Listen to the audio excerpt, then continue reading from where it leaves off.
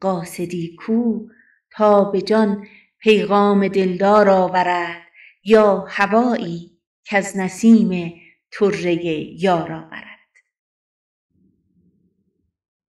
آن کس از دنیا و عقبی باشد آزادی چو ما، دردمندی را که عشق یار در کار آورد.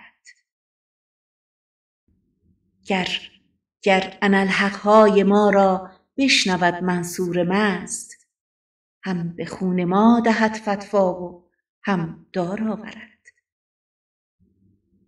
گر برد بویی به چین از طره زلفت نسیم، مشک را در ناف آهویان به زنهار آورد. از خطا آید سیه رو گر برد باد صبا، بوی گیسویش به چین و مشک تاتار آورد. گر به جان بتوان خریدن وصل آن محبوب را، نیم جانی هر که را باشد به بازار آورد.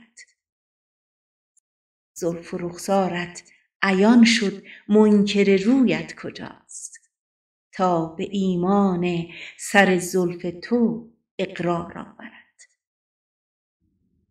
نور و ظلمت را یکی بیند ز روی اتحاد، عارفی کو در خیال آن زلف و رخسار آورد.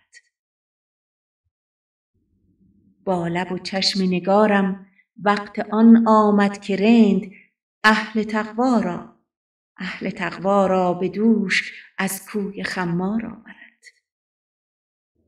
چون قدش سروی نخواهد رست چون رویش گلی، تا ابد چندان که روید سرو و گل بار آورد.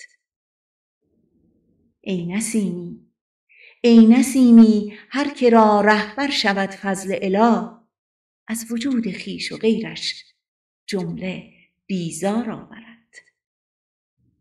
از وجود خویش و غیرش جمله بیزار آورد.